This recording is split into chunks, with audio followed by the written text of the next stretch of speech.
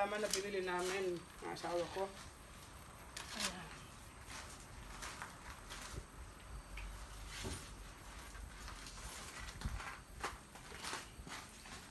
Ayan, malaki na yung ugat niya.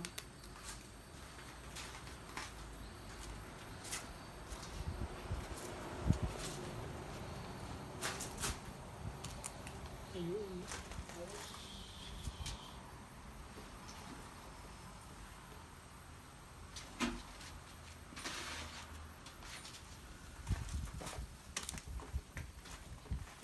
Dito na muna natin ito ilalagay. Tapos saka natin ililipat sa likod.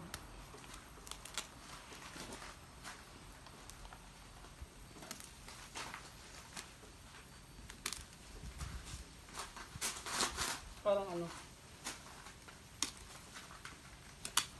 Ayan. Para may design.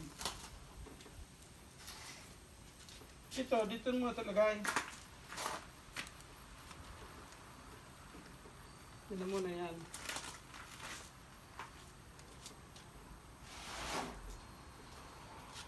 Ito pa. Siya maganda nilagay ito. Dito na muna sa ano. Sa hilera. Sa ilalim.